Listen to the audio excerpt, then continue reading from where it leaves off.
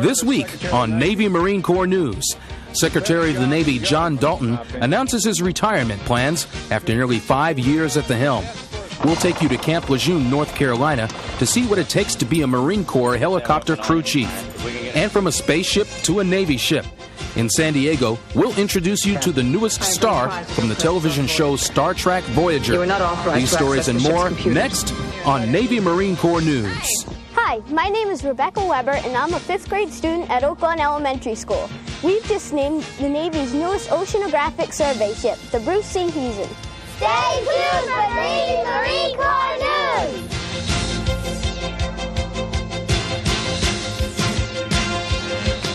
Hi, and welcome to Navy Marine Corps News. I'm Petty Officer Chris Avant. And I'm Gunnery Sergeant Carmen Cordova. At a recent Pentagon press conference, Secretary of the Navy John Dalton announced plans to step down later this year. The Secretary has served nearly 5 years as head of the Department of the Navy. During his remarks, Mr. Dalton called his job as Secretary the high point of a long association with the Navy. I'm a man who is richly blessed to be a graduate of the United States Naval Academy, serve on active duty in submarines, then the reserves, to have worn the Navy uniform for 12 years, and then to later come back and serve as Secretary of the Navy, the best job in government, in my opinion. He said the primary source of his pride is the individual sailor and Marine. That I am most grateful to the outstanding men and women of the Department of the Navy, our sailors, Marines, and civilians.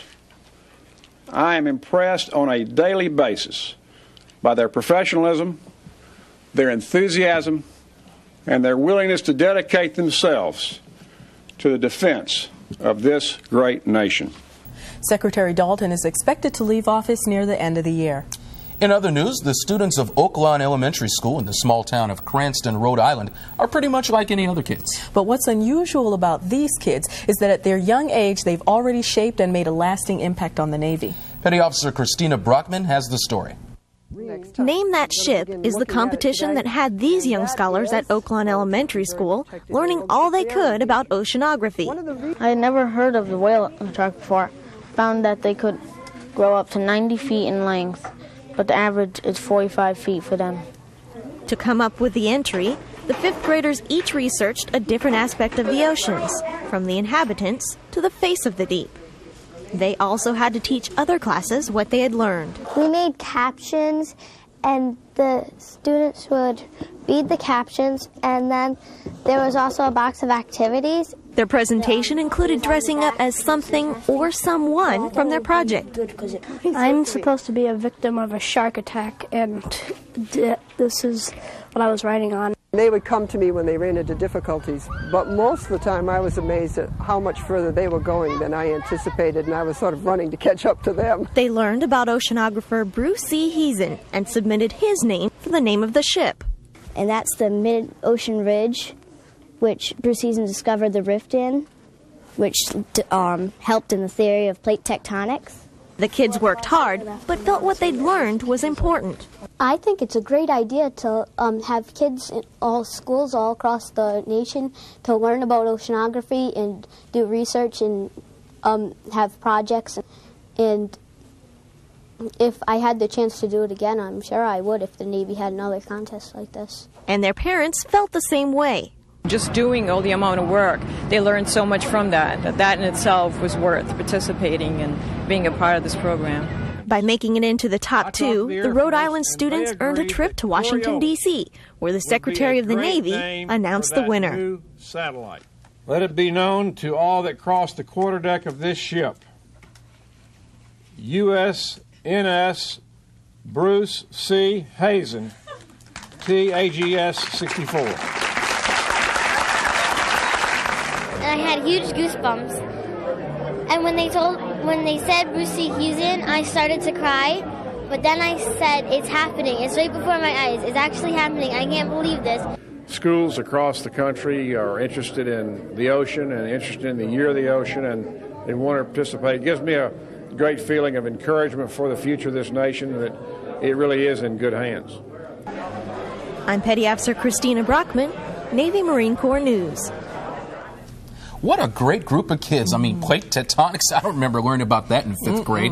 It's so impressive. Absolutely. And another great thing is that the runner-up in the competition, a school from Annapolis, Maryland that we highlighted a few weeks ago, also won. That's right. The name they picked, the Coriolis, is going to be used for a new weather satellite. Definitely a great job. Bravo Zulu to all the schools who took part in the Navy ship naming competition.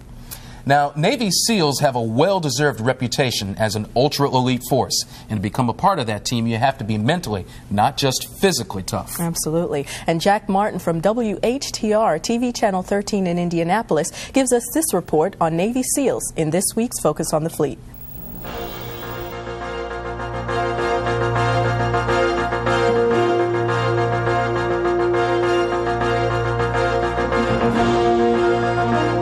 The SEALs have one of the toughest jobs in the military, and tonight an exclusive look inside Navy SEAL training.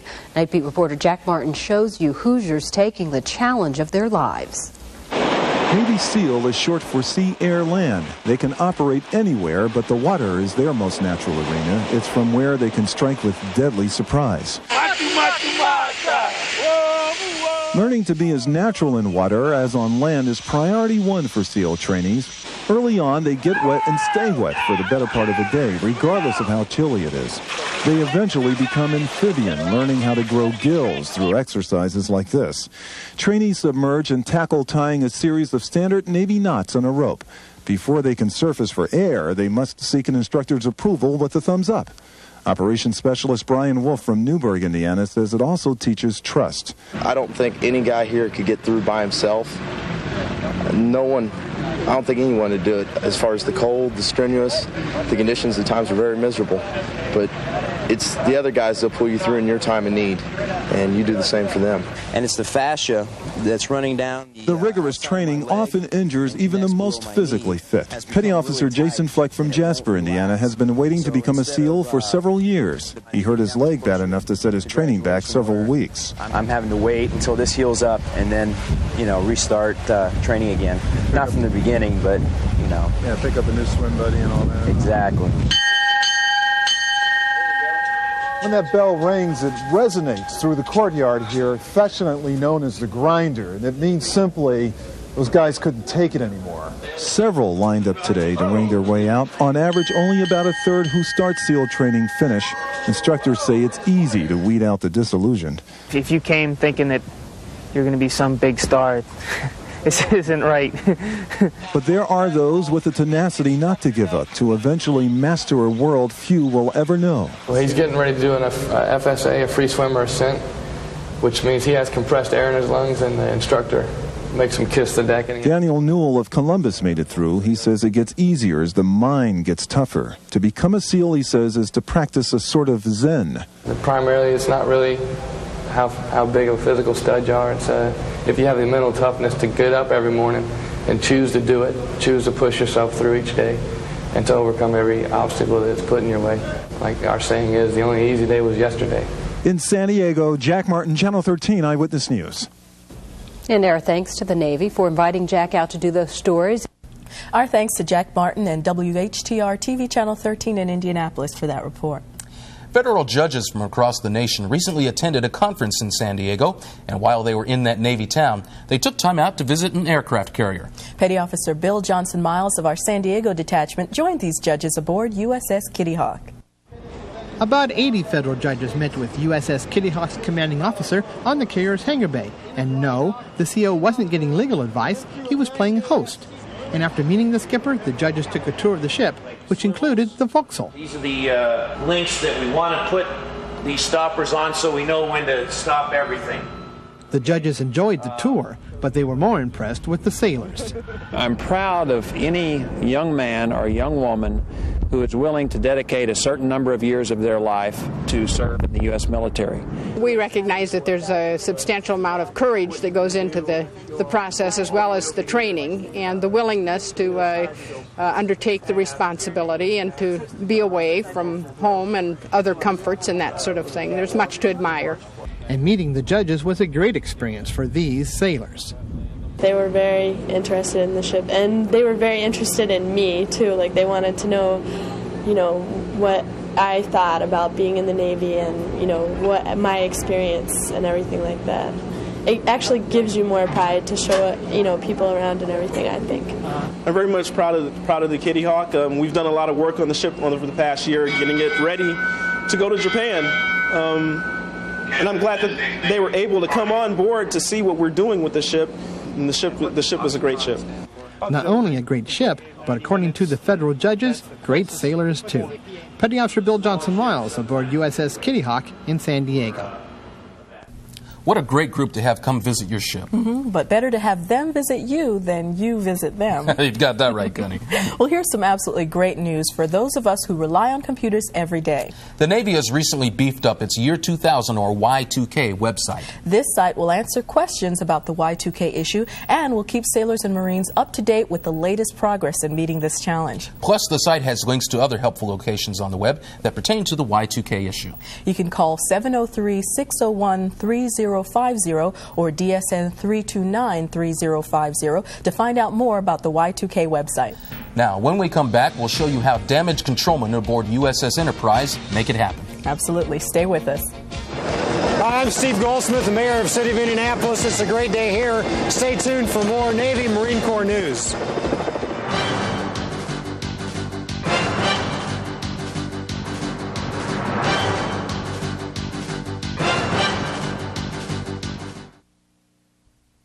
Hospital corpsmen have been saving lives for 100 years, and the June edition of All Hands highlights this special anniversary. It takes you from the beginnings of naval medicine to where corpsmen are today. Then read along to learn about special amphibious reconnaissance corpsmen and surgical techs. They both play vital roles in helping sailors and Marines. Eject lets you find out what it's like to be part of an emergency medical crew when a plane goes down. The latest buzz in the medical field is assimilation, a medical breakthrough by Navy doctors that could save lives. Then check out what site CyberSailor has for you. This month's topic, curing ailments. Flip the page to Vacation Globetrotter for some great vacation ideas that are affordable and fun for the whole family. And finally, don't forget Eye on the Fleet, a feature showcasing sailors around the world. This June All Hands is filled with great information. Pick yours up today.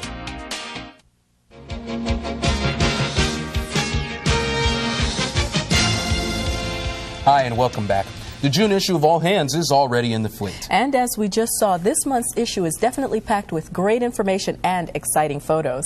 Now, the Navy Marine Corps team is known for training the way they fight. It's that kind of preparation that makes responding to an emergency that much easier. Petty Officer Kathy Thomas of our Norfolk Detachment brings us a look at a damage controlman aboard USS Enterprise and how they ensure they're ready for anything. Fires are dangerous, but when you put them on ships at sea, the stakes are much higher. That's why the Navy's damage controlmen aboard USS Enterprise are always ready to spring into action. There's really nowhere to run on here, so you might as well run to the fire instead of run away from it. Most of the damage control aboard a carrier like Enterprise is completed before a fire breaks out. If a fire does happen or flooding happens, that we have the proper gear stowed in the repair lockers to combat the damage. Each ship has its own damage control division, but when push comes to shove, the whole ship has to work as a team. So we can't do everything. If you're able to grab a CO2 ball and put it out, you know, we can't. There's only so many of DC men, and we need the whole ship's help to put the fire out. To make sure their team is a winning team, Enterprise damage controlmen train, and then train some more. We're the most knowledgeable guys, so we can get the training done properly, make sure everybody knows how to do things, so everybody could be a damage controlman. It's the daily maintenance and training that gives DCs the confidence they need when they need it. And in case you get woken up at 2 o'clock in the morning, you don't have to worry about fixing equipment and taking valuable time away to go fight the fire. The proud few who wear the DC rating on their sleeves know a unique feeling of job satisfaction. Helping other people in emergencies build up the adrenaline. Just knowing you're going in there to put that fire out, saving lives. Aboard USS Enterprise, I'm Petty Officer Kathy Thomas. Shipboard damage control has really come a long way. And they really have a great team there as well. It's been said that the pilot is the heart and soul of an aircraft. In some cases, that may be true, but on a helicopter, that honor is shared with the crew chief. And being a good crew chief requires a lot of hands-on experience. In fact, as Lance Corporal David Anarino tells us, the helicopter does not even fly until the crew chief says it's good to go. The Super Stallion helicopter has been called the four-wheel drive of marine aviation. It can put anything, anywhere, anytime the Corps needs it. And sometimes that's a challenge for the pilots and crew, especially for the crew chief. They handle all the operations that go on inside the aircraft just short of flying it. There are several jobs in aviation, and crew chiefs need a degree of proficiency in most of them. They're loadmasters, flight engineers, and are able to diagnose mechanical problems as well. Looking at the wiring, making sure everything's good to go, making sure there are no parts excessively worn. Crew chiefs say it's not a glorious job, but that it's so much fun because of all the different roles that comprise the position. We're both gunners. And they have to know when to shoot as well. Employ that weapon.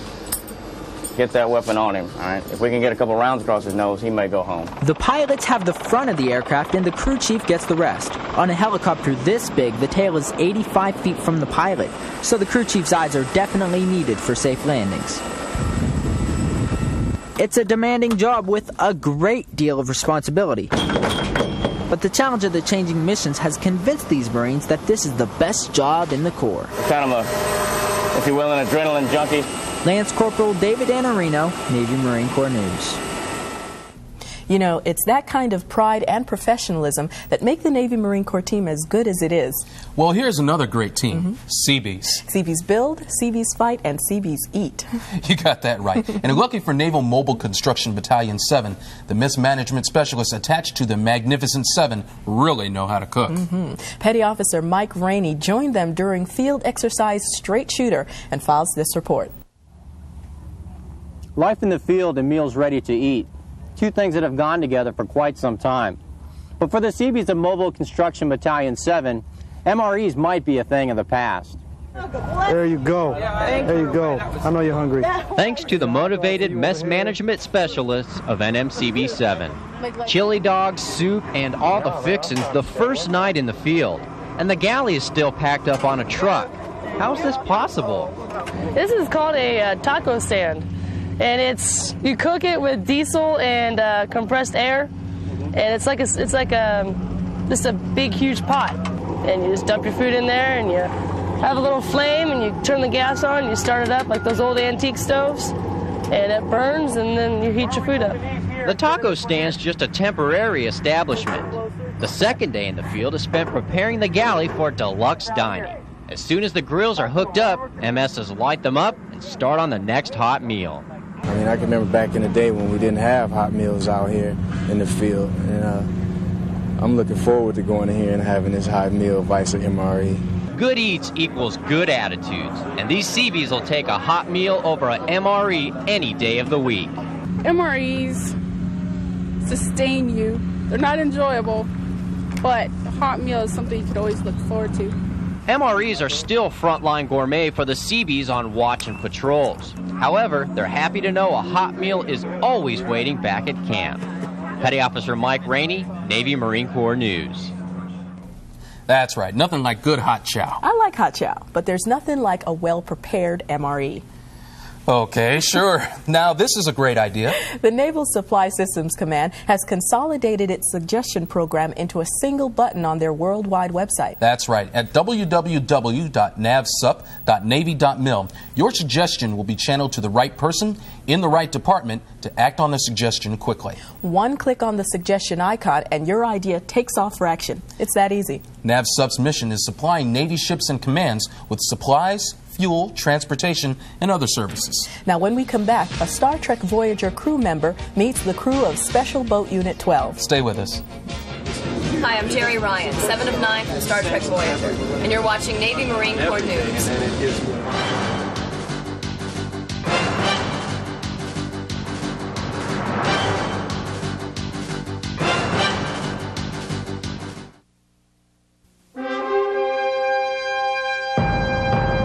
It's something you've been waiting for your entire life. It begins with a step away from the known and a step towards the unknown.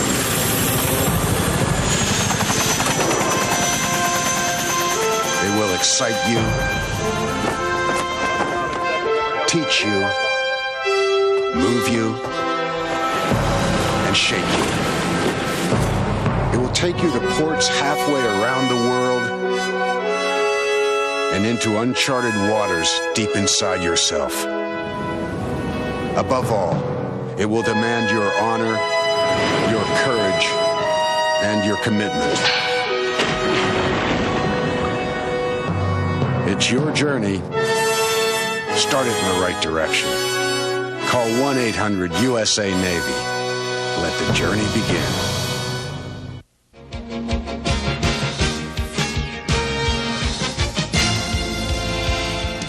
Thanks for staying with us. Underway replenishments are an important part of maintaining the Navy's forward presence. They're also one of the most challenging tasks any ship can perform. Petty Officer Miranda Williams went underway with USS Cimarron recently and has our next story on how safety observers on the ship keep underway replenishments running safely and smoothly. All right, listen up for the safety brief.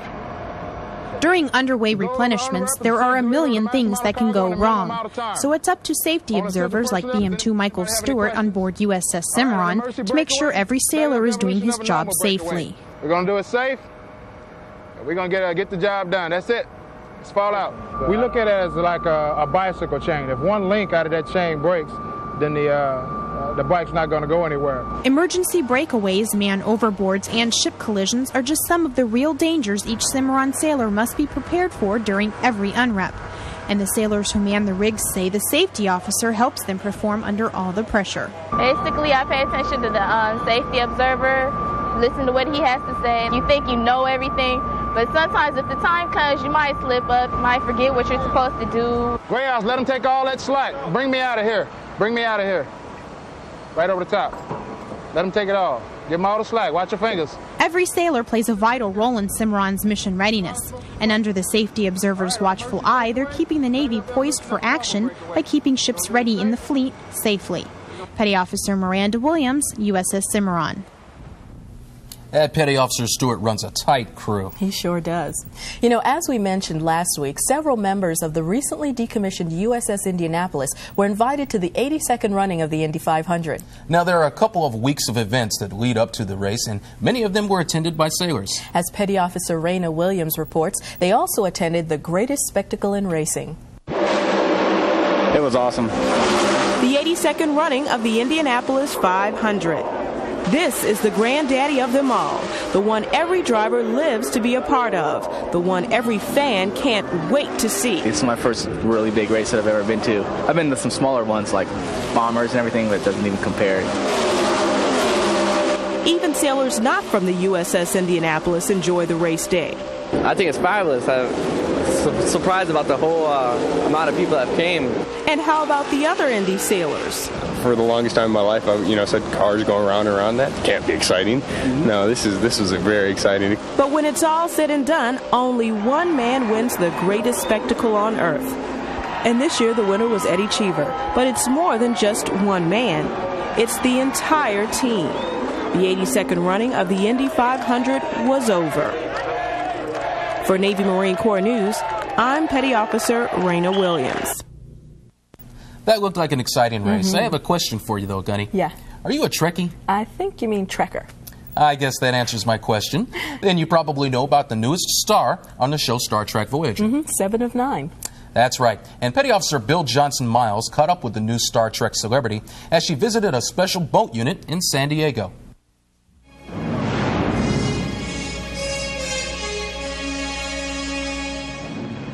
On the program Star Trek Voyager, actress Jeri Ryan was first introduced as a human who had been converted to a Borg. We are Borg. I see a young girl. Irrelevant. Your appeal to my humanity is pointless. Then the ship's doctor changed her from this to this, and now 7 of 9 is part of Voyager's crew. You are not authorized to access the ship's computers. You must be 7 of 9. And Star Trek's newest star stepped off this science fiction spaceship and stepped aboard a Navy ship, or in this case, a Mark V patrol boat. How you doing? Nice to meet you. It's nice to meet you. Hi. Sailors of Special Boat Unit 12 put the Mark V through its paces That was very exciting. Terrifying. Absolutely terrifying. Very, very exciting. How did it react? Then she compared the Mark V to Voyager. I have to say, in all honesty, this is way more exciting. This is very, very cool. Very impressive. And the guys are, I mean, it's incredible watching the teamwork and watching the way they work together and get everything done. It's very impressive. And the sailors were also impressed with her. It was an experience to bring somebody on board, to meet somebody. It kind of leaves you a little speechless, but it was a lot of fun. It was a good time. Not many people get to see what we do, so it's fun to get out there once in a while and show people. With a new appreciation for sailors and their jobs, Jerry Ryan returned to her new job as 7 of 9 aboard Voyager. Captain. Navy journalist Bill Johnson-Miles, San Diego. Well, it looks like she really had a good time. And being around a real-life military crew must have been a little different for her. Yeah, probably. Well, that's the show for this week. As always, we'd like to hear your thoughts and ideas about Navy Marine Corps news, so call our feedback line or send us an email. The email address as well as the phone number and mailing address will be back at the end of the show. Now, before we go, a big BZ to the crew, doctors, and corpsmen of USS John C. Stennis. The Stennis Medical Department recently assisted an Iraqi seaman suffering from an acute medical condition. And congratulations to the many sailors aboard USS Simon Lake. 60 sailors earned their enlisted surface warfare pins since the beginning of their deployment on February 21st. Great job. We'd also like to say hello and thanks for watching to USS Tarawa and the 11th Marine Expeditionary Unit, forward deployed and taking part in Operation Infinite Moonlight in Jordan. Keep up the great work. We'd also like to say hello and thanks for watching to our viewers in Key West, Florida, who see us every week on TCI Cable Channel 5. That's right. We leave you this week with another look at Marine Sea Stallions in action. Bye-bye. Have a great week.